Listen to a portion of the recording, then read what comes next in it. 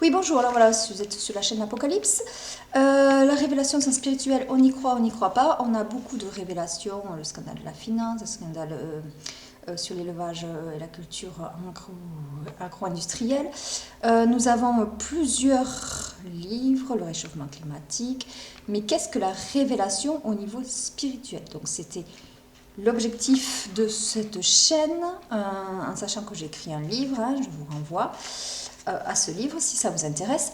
Mais une chose est certaine, l'Apocalypse, c'est donc supposé arriver à la fin des temps. Or, avec tous les éléments que nous avons en connaissance désormais, je dis et j'affirme que nous sommes à la fin des temps. Alors voilà, j'avais commencé un topo sur un ensemble de discours, de paroles sur le jugement général de Babylone qui avait été annoncé par Jean Le Royer. Alors la première parole portait sur l'état des lieux au XXIe siècle. Pendant longtemps, nos ancêtres n'ont pas fait. Il est vrai qu'ils n'avaient pas d'outils d'optique aussi performants que les satellites, mais il n'en demeure pas moins qu'ils auraient pu se préoccuper de l'environnement et de l'impact écologique de leurs propres actions sur le terrain. Donc, qu'observons-nous au XXIe siècle? On parle d'Apocalypse avec le déluge de catastrophes naturelles. Est-ce que ça correspond? Est-ce que ça ne correspond pas? Aujourd'hui, où nous en sommes, en sachant que quand même l'homme est, selon la Genèse, l'être qui domine les animaux, les poissons et les oiseaux. Ensuite, dans le deuxième topo, j'évoquais la condition de la femme. Condition dans la matrice reptilienne. Les femmes savent-elles se situer elles-mêmes? Les hommes aussi situent-ils les femmes par rapport à ce qui a été construit en termes dans la hiérarchie à laquelle nous adhérons ou à laquelle nous soumettons de toute façon. Donc quelle a été sa condition? Comment a-t-elle été traitée? L'évolution, tout ça dans de très grandes lignes, bien entendu, parce qu'autrement on pourrait faire des heures et des heures. Et là, ce n'est qu'un aperçu. Troisième topo, les travailleurs de la terre. Quel rapport de force entre les maîtres et les possesseurs et les esclaves? En sachant qu'il y a un code qu'on appelle le code Hammurabi, qui nous permet de voir quel était le droit dans Babylone même. Et c'est intéressant de voir qu'il a été rédigé par un roi de Babylone. La propriété privée est le socle de base de la société, du droit, de la distinction sociale, de l'hiérarchie, des activités qui se sont réparties de part et d'autre. Donc, qu'est-ce qui s'est passé, grosso modo, pour les travailleurs de la terre? Troisième topo. Quatrième topo, tyrannie du commerce des animaux. Même si c'est un massacre à grande échelle, maintenant on le sait. L'homme avait besoin de chasser pour se nourrir à la base, mais nous avons fait de la chasse une autre forme d'activité qui ne correspond plus forcément aux besoins de l'homme. Dans la civilisation, comment les animaux ont-ils été traités? En sachant que c'est complexe puisqu'il existe plusieurs catégories, les animaux sauvages, d'élevage, d'expérimentation scientifique, de divertissement et les animaux domestiques. C'est sans doute l'un de mes plus l'un des plus lourds topos, puisqu'il y a quand même toute une série de catégories d'animaux difficiles à reclasser et surtout à voir à peu près, grosso modo, quelle a pu être leur évolution. Donc ensuite, le cinquième topo, escalade de la puissance de la guerre. La guerre est la principale activité qui a été l'une des... D'ailleurs, on le voit par rapport, ne serait-ce qu'aux historiens. Vu le nombre d'écrits et le volume de pages, c'est énorme. Donc, je ne pouvais pas traiter de la guerre avec chaque bataille, chaque guerre. D'ailleurs, il y en a qui le font, comme Nota Bene, qui essayent à peu près de le faire. C'est ça recouvre un espace et un temps très large. À chaque époque a son grand nombre de guerres. Là, j'ai été obligée de prendre un autre regard et de replacer sous un éclairage que j'appelle moral, pour essayer de voir dans la guerre qu'est-ce qui, du point de vue de la civilisation, ressort et pose problème, notamment dans la société. J'ai estimé que c'était l'escalade de la puissance. 5e topo. 6e topo, je parle du commerce. Le commerce, là aussi, c'est un petit peu comme la guerre. C'est très très étendu, très large, beaucoup d'activités diversifiées. Donc, toujours pareil, sous un certain regard et sous un certain éclairage. Il ne s'agit pas d'évoquer le commerce et de faire... d'essayer de faire l'exposé didactique de tout ce que nous avons fait et comme pratique et comme c'est dans chaque secteur d'activité, puisqu'il y a énormément, il y en a de plus en plus, du moins c'est sceptique. Il s'agit de comprendre qu'est-ce qui, dans le commerce, peut avoir posé encore un problème général, global pour la civilisation. Donc, et là, j'ai épinglé, j'ai essayé d'expliquer quel était le modèle de développement qui a été choisi, ou pas d'ailleurs. Voilà. Donc ensuite, j'arrive enfin au 7e topo, qui porte sur la religion et les hommes, plus exactement, les relations entre les hommes, les dieux, enfin notre rapport aux croyances. Alors, sur cette partie-là, qu'est-ce que l'on pourrait dire? Premièrement, nous avons fait depuis peu des recherches en archéologie, en histoire, qui peuvent précisément bousculer la plupart de nos croyances. Le monothéisme juif, chrétien et musulman s'est imposé à nous depuis près de 2000 ans, un peu plus d'ailleurs. Et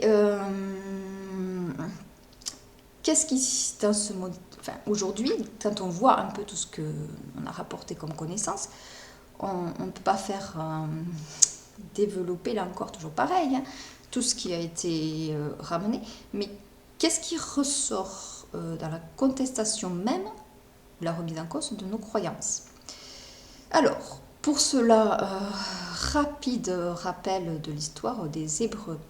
Au XIIIe et au XIIe siècle avant Jésus-Christ, les Apérus et les Chassous étaient des tribus nomades qui, mêlées aux populations locales, ont formé le peuple hébreu. Donc c'est à la base un peuple pluriethnique, on pourrait dire, qui s'est forgé et a adopté une culture commune dont la religion est la base. C'était au départ, il ne faut pas croire qu'ils ont été de suite monothéistes, puisque il faut attendre le 7e siècle pour qu'il y ait une réforme de Josias et qui a consacré le culte de Baal Yahvé. À partir de là, Josias a ordonné la destruction des idoles ou même d'objets rattachés à leur culte. Dans le Deutéronome d'ailleurs, qui est dans la Bible, l'Ancien Testament, on a insisté sur la jalousie de Yahvé, qui cherchait à condamner d'ailleurs l'idolâtrie ou le culte de son propre peuple à d'autres divinités. Or, on note, si on regarde bien le Deutéronome 32, je vous renvoie au chapitre 32, on évoque une distinction entre le Très-Haut et l'Éternel, où il est dit en fait qu'il y a eu une distribution des terres, le Très-Haut distribua les terres, découpées en portions, et qu'une portion revint à l'Éternel, et ce fut le peuple de Jacob. Donc, dans Deutéronome 32, qui est d'ailleurs inscrit dans l'Ancien Testament, on évoque très rapidement, comme ça, cette pluralité des dieux qui a été à l'origine. Donc, ensuite, ce qu'on peut constater, c'est qu'avec les découvertes en archéologie, on n'a pas vraiment de traces des événements tels que l'Exode, qui est quand même un moment clé, très important, puisque le peuple hébreu n'aurait pas existé, ne serait pas fondé si l'Exode n'avait pas eu lieu. Ce peuple retenu en Égypte aurait réussi, c'est ce qu'on nous a appris d'ailleurs pour nous chrétiens si on a fait le catéchisme, aurait réussi à sortir de cet esclavage grâce à Moïse et ils auraient traversé la mer Rouge après avoir infligé 10 plaies à l'Égypte. Or, étonnant de découvrir que sur place, les archéologues ne mentionnent pas les vestiges faisant référence à cet épisode. Alors, cela signifierait-il que, selon la pratique de la damnatio memoriae, Moïse aurait été victime de la colère et du courroux des pharaons qui ont suivi et qui ont éliminé toute trace de son existence? Ou alors, doit-on en convenir, et ça c'est plus difficile encore, que l'exode n'a pas eu lieu? Enfin, quoi qu'il en soit, il semble que ce soit bien le mouvement minimaliste, c'est ainsi qu'on le nomme, porté par Israel Finkelstein chez les archéologues, qui est devenu dominant. Moïse, du coup, change de statut, il n'est plus la grande figure du chef spirituel qui mène un peuple à sa liberté et lui donne une nouvelle loi, mais il est plutôt perçu comme un personnage reconstruit, destiné à redonner espoir aux captifs. Le récit de la Bible, du coup, n'est plus vu tout à fait de la même façon, dès lors qu'on élimine, vous imaginez, on élimine les événements fondateurs de cette culture et de cette religion. Du coup, on le perçoit comme un récit réécrit, retravaillé et enjolivé sur plusieurs siècles, du 7e siècle avant Jésus-Christ au 2e siècle après Jésus-Christ. Nous avons d'ailleurs sur l'Arche d'Alliance Thomas Romer, par exemple au Collège de France, qui a donné toute une série de cours. On peut voir concernant sur ce sujet-là, l'Arche d'Alliance, qu'il n'y a pas spécialement de découverte qui atteste de l'existence de cette Arche d'Alliance, ni coffre, ni table de loi. Donc ça pose de sérieux problèmes. Ce qu'on peut dire concernant la remise en cause de nos croyances, c'est qu'il y a aussi un flou d'identification entre Dieu et ange déjà signalé dans la Bible. Alors, avant d'en venir toujours à accuser la Bible, revenons sur les panthéons païens. On pouvait voir déjà que dans les bas-reliefs, comment sont représentés les dieux? Eh bien, ce sont des êtres, des créatures hybrides, qui ont à la fois une part d'homme et une part animale. En effet, regardez le panthéon égyptien, par exemple, Anubis et Miom, Mishakal, Thoth, Miom, Mi-Ibis, Sekhmet, Mi-Femme, Mi-Lion. Les panthéons hindouistes, on a Ganesh, Miom, Mi-Éléphant, etc. Donc vous avez les anciens se représentaient les dieux comme des êtres partagés dans leurs conditions entre leur part d'humanité, sans doute associée au logos, au raisonnement, et leur part d'animalité liée aux pulsions et à l'instinct. Donc, déjà, les dieux ne seraient pas, nous représentons, nous considérons, ils sont forcément beaucoup plus élevés que nous spirituellement. Mais si on regarde et qu'on analyse cette figure des dieux, bien, on peut comprendre qu'on a plutôt mis l'accent sur cette condition qui est partagée à l'homme, qui est avec l'homme. Ensuite, il faut ajouter, pour revenir dans la Bible, l'Exode chapitre 3, on voit un flou d'identification. Moïse, on le sait, est sur le mont Horeb, il découvre donc une flamme qui embrase un buisson et à travers une voix s'exprime. Or, on a quand même, Exode 3, un flou d'identification. Parce que soit c'est l'ange de l'Éternel qui s'exprime, soit c'est l'Éternel. Et vous pouvez aller voir le texte.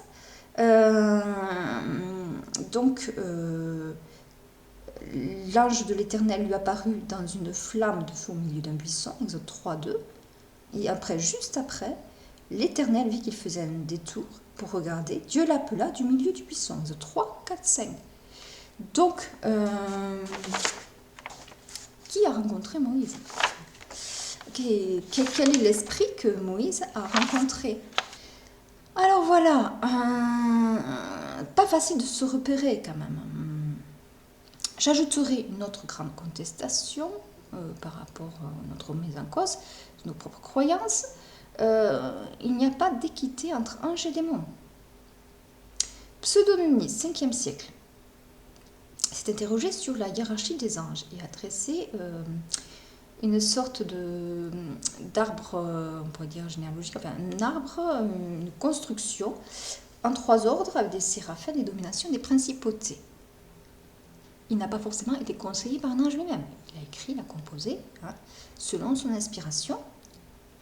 Pour les démons, on a des références aussi, mais c'est arrivé plus tard, Jean Ware, au XVIe siècle, traité de démonologie, le pseudomonarchia daemonium, et il faudrait dire pseudomonarchia daemonium, qui établit donc la nomenclature des démons.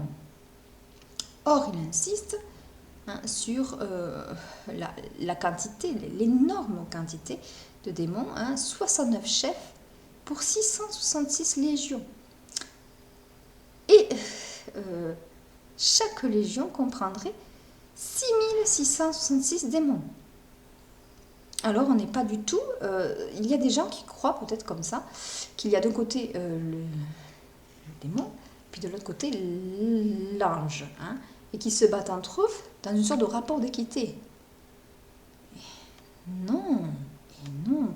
On voit là clairement, si vous voulez, qu'il y a beaucoup plus de démons que d'anges. Ça, c'est important à comprendre aussi. Bon. Ensuite, ça, c'était le premier point important. Remettre en cause nos croyances. Les recherches en archéologie, avec ce que nous savons désormais. Et ça, c'est pas forcément dit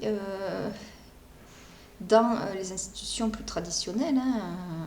Si vous apprenez le catéchisme ou si vous allez à la messe, parce que l'Église peine à se renouveler face à ces découvertes.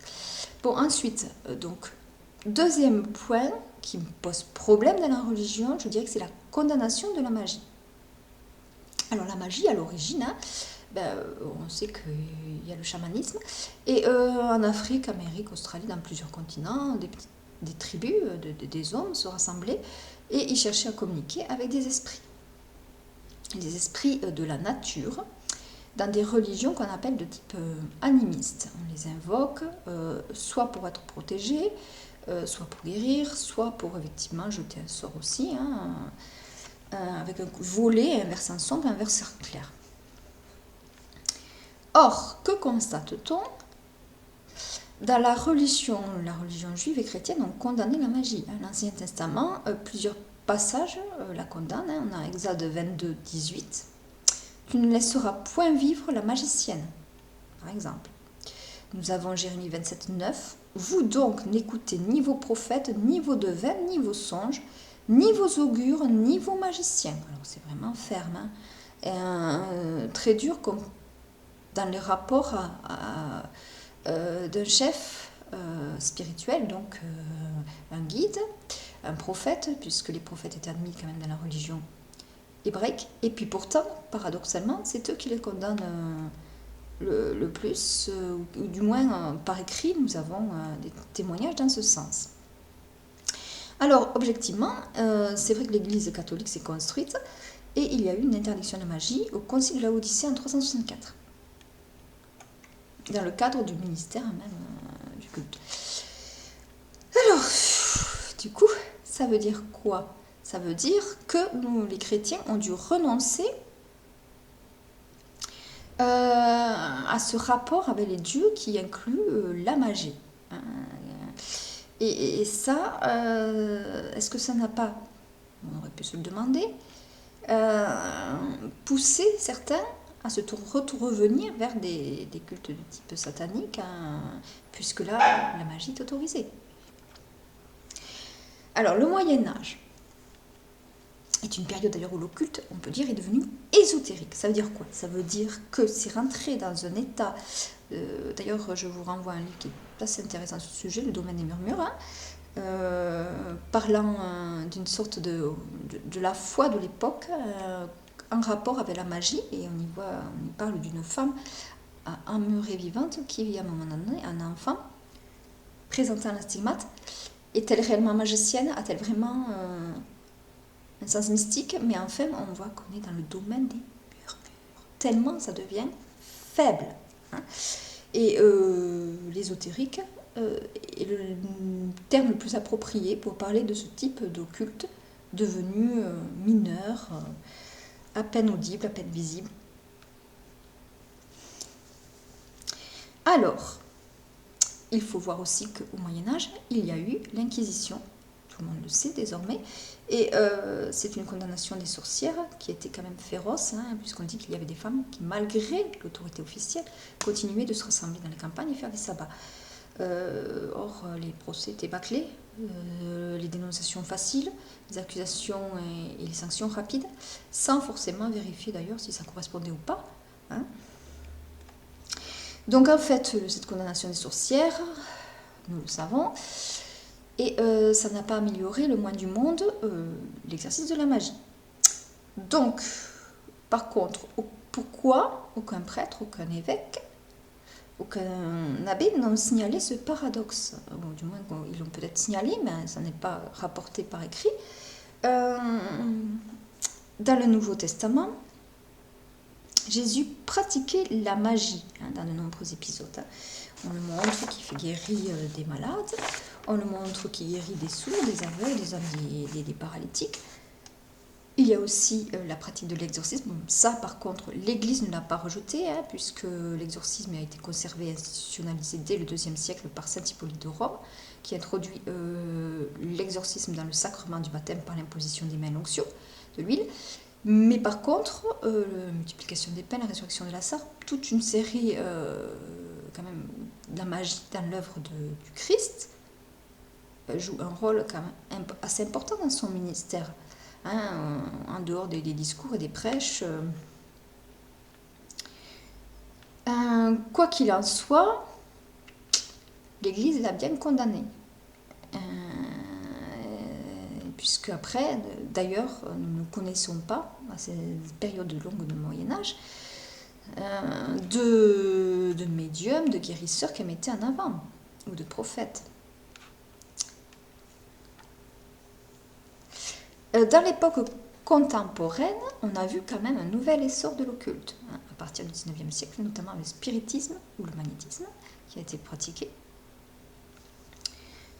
On a, avec surtout la révolution de la communication, depuis le XIXe siècle, l'essor de la presse, la télévision, le net, une ouverture beaucoup plus forte, et notamment des livres qui sont publiés, bien qu'il n'y en ait pas tant que ça, qui nous permettent donc de rendre plus manifestes les histoires occultes. Parce que comme ne disent pas l'inverse, nous avons fait des musées, nous faisons des musées depuis peu, mais pas de musées, enfin très peu, sauf aux États-Unis, pour quelques récits ou quelques histoires particulières, mais il y a, en Angleterre également, mais il n'y a pas tant que ça de musées d'occulte qui rendent compte de plusieurs récits. Donc pour nous, les récits connus sont souvent de trois ordres. Il y a les récits de maisons hantées, les cas de possession, donc vous connaissez Amityville, Larkwood ou Waterpond, on en rapporte quelques-uns, surtout les affaires Conjuring, qui ont permis de découvrir le cas Enfield, Enfield, l'affaire Perron, Maurice Theriault. Dans les possessions plus dures, vous avez Annelise Michel, par exemple. Après, nous avons des exemples de scènes de mystiques qui ont reçu des visions. Les stigmates du Christ. Alors, Saint François d'Assise, Padre Pio, Marthe Robin, Jean Leroyer relèvent de ces scènes, de ces mystiques. Parce que cette forme-là de magie était autorisée dans le rapport au Christ par l'Église. Et vous avez quand même les guérisons, Notre-Dame inexpliquées, miracle de Lourdes, et ceux d'Edgar Cayce. Donc voilà, grosso modo, nos trois ordres de notre façon de voir les histoires paranormales dans notre monde. Constat, ce sont des histoires à portée limitée, vécues dans un cadre privé, la plupart du temps, qui n'impliquent pas le collectif, sauf peut-être pour les messages de Notre-Dame, mais on a en peine à s'y repérer. Et ce sont des messages qui ont, enfin des histoires pardon, qui ont provoqué, qui sont rattachés à l'angoisse, la peur, hein, qui montrent vraiment beaucoup plus la douleur. Donc existent les récits héroïques en quelque sorte, en rapport avec le romanesque, ou encore le merveilleux. Où voyez-vous du merveilleux dans toutes ces histoires? Il y a un fantastique inquiétant, un surnaturel très inquiétant, mais certainement pas de merveilleux. Conclusion sur ce point-là. Un discrédit des magiciens, des sorciers, des guérisseurs, des médiums. Généralement, c'est cette façon-là que nous voyons les acteurs de l'occulte. C'est pour ça aussi peut-être qu'ils ne sont pas très connus. Ne disons pas que nous les aimons tant que ça. Très longtemps, nous sommes plutôt du style à être critiques. On croit plus du moins à des escroqueries qu'à de réels dons. Mais il faut rappeler quand même, au vu des scandales qui ont éclaté, les scandales sur la finance, sur l'agro-industrie, que les escroqueries sont légion dans notre monde. Et oui, Paul Christ, près de ce monde, est un Satan, mais que c'est le maître du mensonge. Le faux est roi. Alors, troisième point. La communication entre homme et Dieu. La communication, que pouvons-nous dire? Bon, alors, à la base du langage, il y a la religion. La religion, quel type de langage, voilà, elle propose aux hommes pour que nous puissions établir notre contact avec les dieux. Eh bien, dans notre matrice, quelles que soient les religions, dans la plupart des religions, il y a les grandes religions officielles, mais l'islam, le christianisme, l'hindouisme, pendant longtemps, de toute façon, il y a encore d'ailleurs, d'autres petites religions, plus de type, on pourrait dire, oui, des croyances de type animiste, qui ont donné naissance à des rassemblements au sein de tribus, mais qu'est-ce qu'on voit surtout, souvent, quand se construit le langage religieux, eh bien, qu'il intègre des rituels, des chants, des prières, des offrandes et des sacrifices. Alors, autour de Dieu, et les dieux, comment sont-ils représentés? Eh bien, généralement, ce sont des statues, voire des symboles, voire une image, une illustration. Or, ça, c'est ce que nous faisons. Si vous allez dans un temple, une mosquée, d'une certaine façon, enfin bon, les musulmans prient Allah sans avoir de représentation. Or, pour revenir de façon très essentielle sur ce que représente la communication, qu'est-ce qu'on pourrait dire? Et ça, c'est valable pour n'importe quelle discipline, je veux dire, en dehors même de la religion, partout, là, quand on communique, les uns par rapport aux autres, dans le commerce, dans la guerre, dans la politique, ou chez soi, à la maison, qu'est-ce que vous avez? Vous avez une relation entre émetteur et récepteur, autour d'un sujet. Langage implique un code où signifiant et signifié sont connus de part et d'autre des interlocuteurs. C'est-à-dire qu'un Chinois qui parle à un Américain, oui, ils vont avoir du mal, ils ne vont pas se retrouver, même s'ils rencontrent qu'il y a un émetteur et un récepteur, ils ne comprendront pas le langage de l'un et de l'autre. Alors, voilà le problème avec le langage religieux. Premièrement, quand on fait des prières à des dieux, qui ne sont grosso modo que des images, des illustrations, des symboles ou des statues, est-on sûr qu'il y a quelqu'un qui écoute derrière? Ça veut dire, comment savoir si nos prières sont entendues? L'émetteur est là, qui fait sa prière, mais s'il n'y a pas de réception, comment va-t-il savoir? Puisqu'il n'y a pas de réponse directe, jamais. Or, on peut constater que la seule attitude qu'on pouvait avoir, d'une certaine façon, si on veut résoudre le problème, c'était d'avoir la démarche scientifique, véritable. La démarche scientifique qui implique de vérifier théorie et pratique, comme l'ont fait les archéologues, par exemple, sur notre mémoire collective du passé. On pouvait s'imaginer tant et tant de choses, mais dès qu'on se rapporte au concret et qu'on va fouiller les pierres et qu'on creuse le sol et qu'on ramène les fragments, là, on voit ce qu'a été notre passé. Donc la méthode, c'était, malgré le silence des prières, c'était d'aller sur place, sur le terrain, pour voir si nos offrandes, par exemple aux dieux, réussissaient réellement à améliorer le rendement de la terre, ou empêcher quelques catastrophes naturelles, ou si les prières individuelles concernant notre propre guérison, la recherche d'un emploi, d'un amour, etc., réussissaient. Comment voir si ce n'est d'adopter la démarche scientifique? Or, dans l'histoire, niet, nous n'avions pas plus que ça de compte rendu ou qui que ce soit qui rende compte de nos prières, avec savoir si elles ont été validées ou non par nos grands dieux, par l'accomplissement, la réalisation même. Alors, ensuite, pour ce qui est du rite, les rites reposent sur un langage.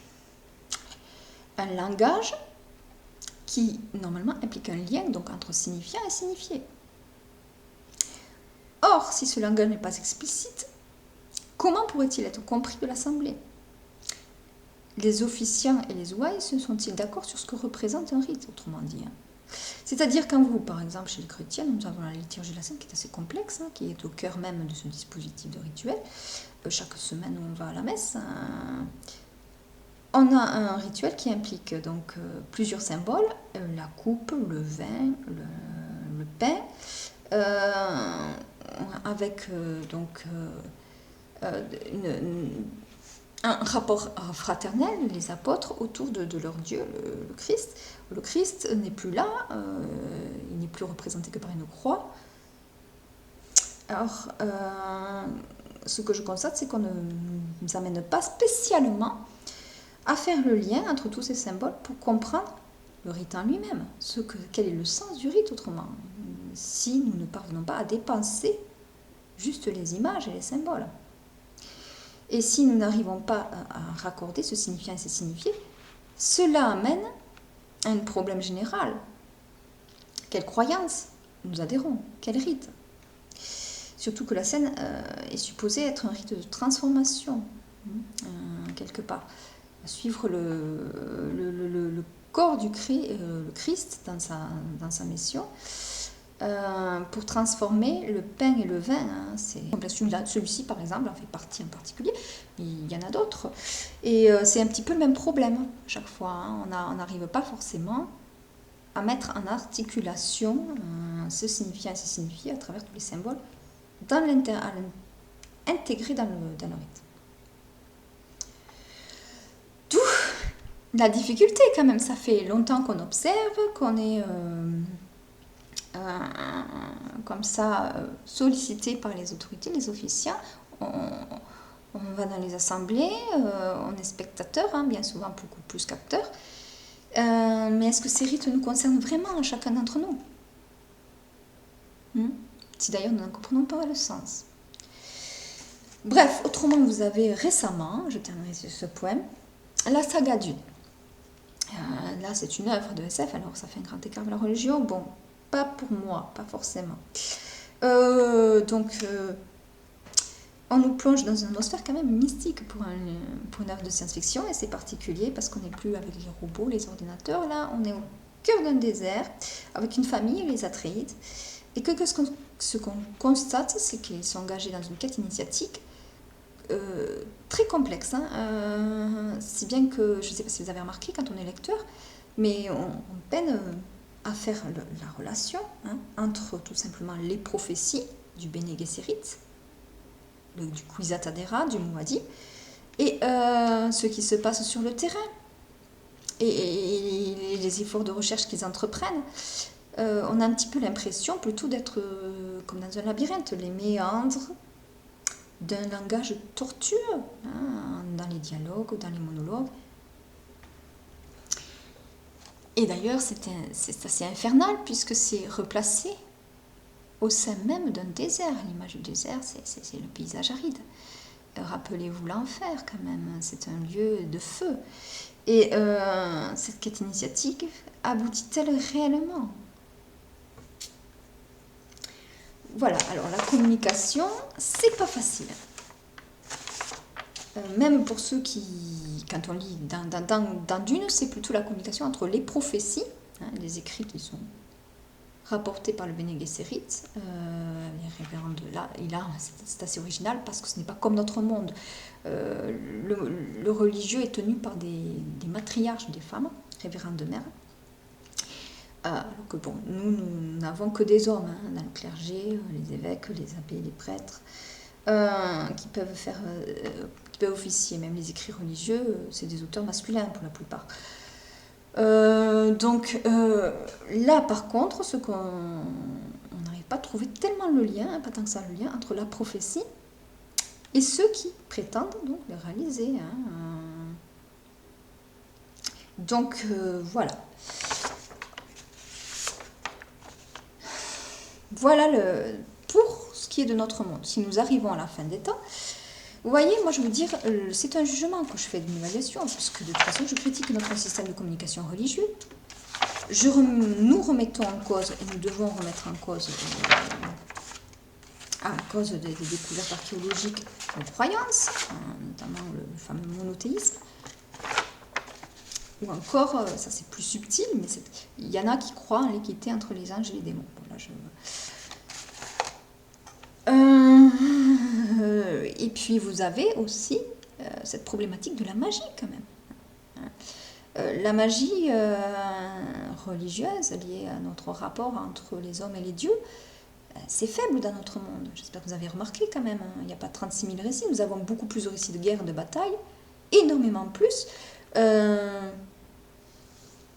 Et beaucoup plus de récits, même sur le commerce, sur les scandales, la finance, etc., que le religieux, l'occulte. Voilà.